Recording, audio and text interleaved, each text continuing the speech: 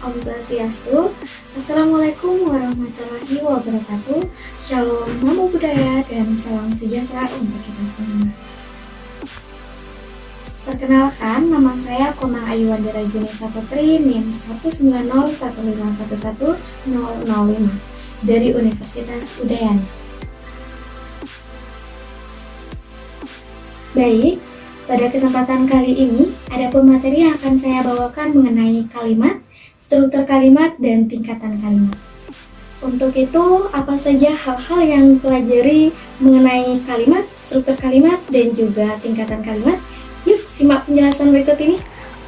Oke, jadi kita bahas satu-satu dulu ya teman-teman. Yang pertama kita mulai dari pengertian kalimat.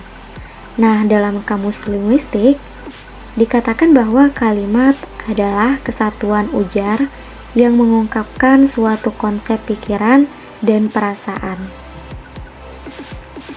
Pengertian lainnya, kalimat adalah satuan bahasa yang secara relatif dapat berdiri sendiri, mempunyai pola intonasi final, dan secara aktual ataupun potensial terdiri atas klausa. Menurut Ramlan, 2009, halaman 23, mengatakan bahwa kalimat adalah satuan gramatik yang dibatasi oleh adanya jeda panjang yang disertai nada akhir turun atau naik. Lebih lanjut, Ramlan mengatakan bahwa yang menentukan satuan kalimat bukan banyaknya kata yang menjadi unsurnya, melainkan intonasi kalimat. Kalimat adalah suatu satuan gramatikal atau dalam hierarki gramatik atau suatu ujaran yang memiliki kontur intonasi akhir. Setelah kita mengetahui penjelasan mengenai pengertian kalimat, selanjutnya mengenai struktur kalimat. Nah, dalam struktur kalimat ini ada 5 unsur yang perlu diketahui. Yang pertama, subjek, kedua predikat, ketiga objek, keempat pelengkap, dan terakhir keterangan.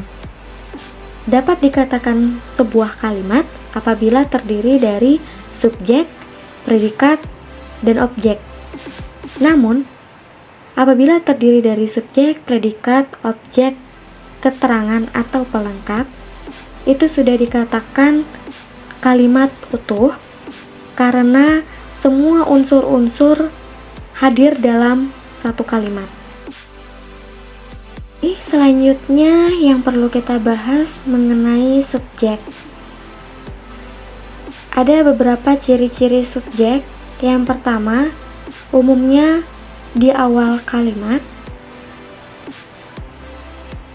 Yang kedua, merupakan frasa nomina. Ketiga, tidak disertai kata tugas seperti untuk, dalam, dan lain-lain.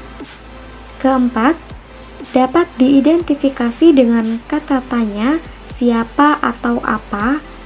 Dan terakhir, biasanya terdapat kata ini atau itu dan bisa menggunakan akhirannya. Contoh subjek di sini disediakan 2 contoh. Yang pertama, Dayu memakan apel, dan yang kedua dikerjakannya tugas itu. Nah, kata Dayu merupakan subjek dan tugas itu merupakan subjek. Selanjutnya mengenai ciri-ciri predikat. Ciri-ciri predikat ini ada 3. Yang pertama, biasanya di sebelah kanan subjek dan bertujuan menjelaskan subjek. Yang kedua, untuk mengidentifikasinya dapat menggunakan kata tanya bagaimana dan dapat menggunakan partikel lah. Contoh predikat misalnya, yang pertama, dikerjakannya tugas itu.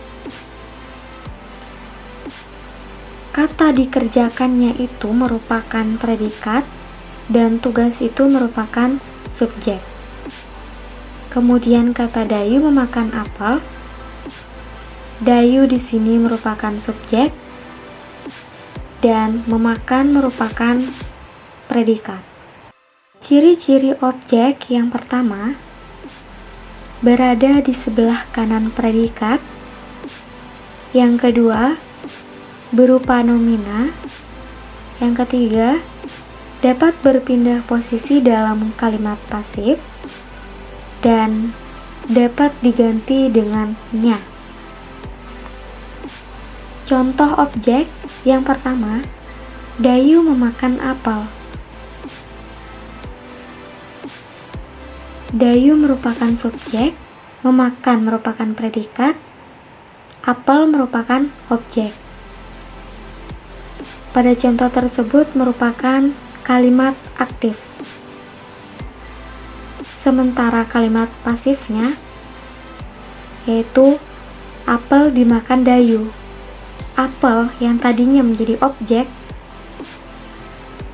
apabila dipasifkan menjadi subjek, kemudian dimakan yang tadinya memakan berubah menjadi dimakan, merupakan predikat. Dayu yang tadinya subjek kemudian berpindah posisi menjadi objek. Selanjutnya ciri-ciri pelengkap. Yang pertama, di sebelah kanan predikat berupa kata kerja semi-transitif, misalnya menjadi, adalah, berada, dan lain-lain. Yang kedua, tidak dapat berpindah tempat. Yang ketiga, berada di sebelah kanan objek. Contoh pelengkap yang pertama, perusahaan memberikan pegawainya surat peringatan.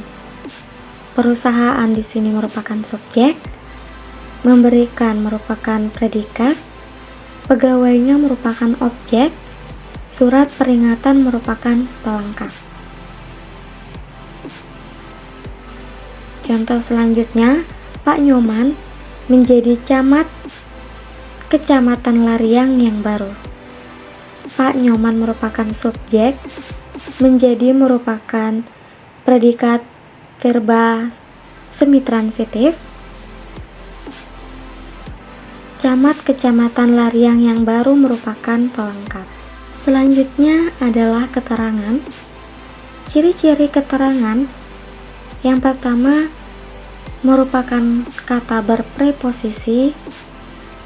Yang kedua bisa dipindah-pindahkan, dan terakhir bisa dihilangkan.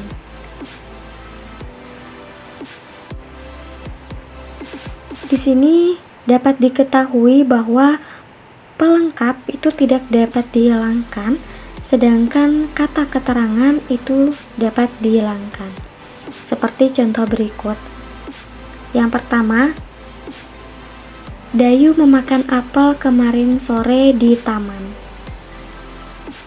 Dayu merupakan subjek, memakan merupakan predikat, apel merupakan objek, kemarin sore di taman merupakan keterangan. Kemudian keterangan disimpan di depan. Kemarin sore di taman, Dayu memakan apel. Kemarin sore di taman merupakan keterangan, Dayu merupakan subjek, memakan merupakan predikat, dan apel merupakan objek. Kata keterangan tersebut tidak mempengaruhi fungsi kalimat, sehingga kata kemarin sore di taman dapat dihilangkan. Setelah kita mengetahui struktur kalimat, selanjutnya mengenai tingkatan kalimat. Nah, tingkatan kalimat itu apa saja? Yang pertama ada kata, kemudian ada frasa, selanjutnya ada klausa, dan terakhir kalimat. Kata dan frasa. Yang pertama kata. Kata adalah satuan bahasa yang dapat berdiri sendiri. Sementara frasa adalah gabungan dua kata atau lebih yang bersifat non-predikatif.